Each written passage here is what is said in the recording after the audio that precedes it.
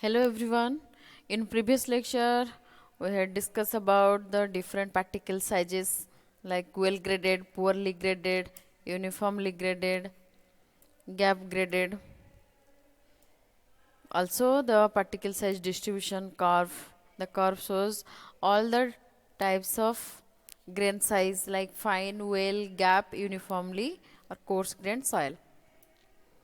So in today's lecture also we are going to discuss about the another particle size of the soil sample. For coarse grained soil, three particle size are basically obtained like D10, D30 and D60. So let us discuss one by one. What is D10, then what is D30 and what is D60. So D10, the size D10 is also known as effective size or effective diameter. And the D10 represents the size in mm such that 10% of the particles are finer than this size. That means this 10 mm size. So D basically the diameter shows this diameter and 10 is the size which we represent in mm. So D10 is the size at which 10% is finer by weight and the remaining 90% of the soil particles are coarser than the 10 mm size or than the D10 size.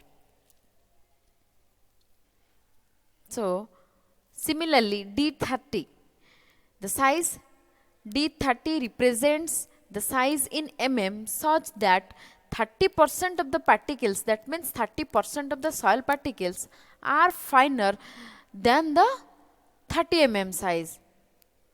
Or we can also explain it like this: the D30 is the size at which 30% is finer by weight and the remaining 70% particles are coarser than D30 size. Similarly, D60. The size D60 represents the size in mm such that 60% of the soil particles are finer than this size. This size means this 60 mm size. And D60 is the size, also we can explain like this: D60 is the size at which 60% is finer by weight and the remaining 40% of the soil particles are coarser than the D60 size. So like this, as a note, you have to remember this, that D10, D30, D60 represents the particle size corresponding to the percentage finer. That means N, the percentage finer, N equal to 10%, 30%, 60% respectively. The next, uniformity coefficient or coefficient of uniformity, that is its notation is Cu. So it is a measure of the particle size range and it is defined as the ratio of D60 and D10 or D60 to D10, and mathematically we can represent it like this: Cu equal to D60 by D10.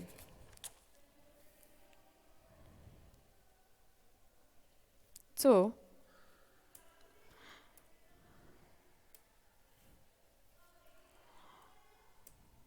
next is coefficient of curvature, Cc. The shape of the particle size is represented by the coefficient of curvature. So this is the major difference. You have to remember this, that it is a measure of particle size range. That means Cu or uniformity coefficient.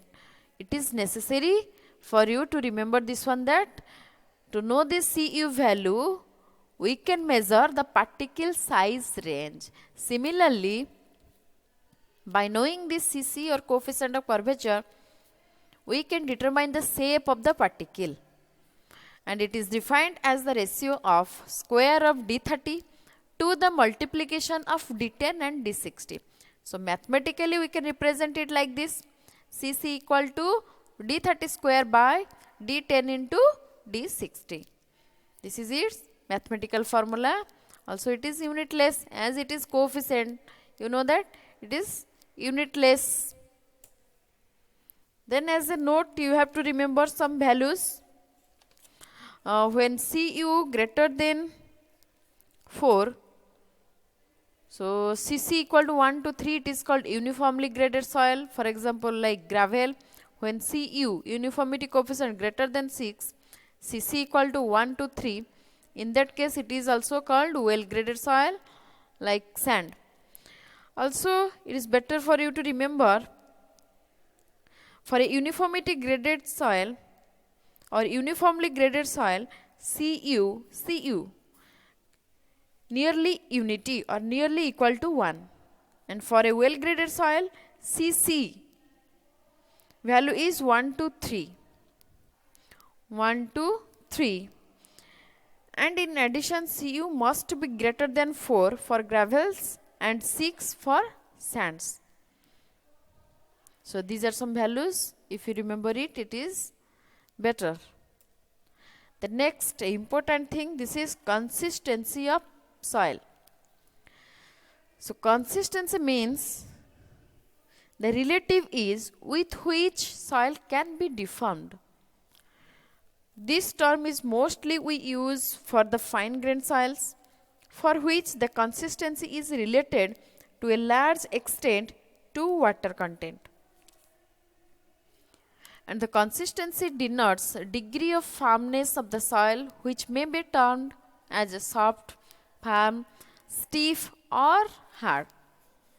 And fine grained soil may be mixed with water to form a plastic paste, which can be molded into any form by pressure, or we can mold to the soil sample which is some plasticity to different form by giving some pressure to it. And the addition of water reduces the cohesion, making the soil still easier to mold. But further addition of water until the material no longer retains its shape under its own weight but flows as a liquid.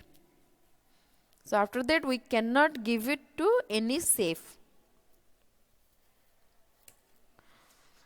Again, the enough water may be added until the soil grains are dispersed in a suspension. And if water is evaporated from such a soil suspension, the soil passes through various stages or states of consistency. Then Swedish agriculturist Atterberg divided the entire range from liquid to solid state of soil into 4 basic stages, like liquid state, plastic state, semi-solid state, and the last one is solid state. So these are the 4 major states which is derived by Swedish agriculturist Atterberg. So Atterberg sets some arbitrary limits also. This is known as consistency limit or Atterberg limit. Atterberg sets arbitrary limits known as consistency limit or Atterberg limit for the divisions in terms of water content. So he divide or he created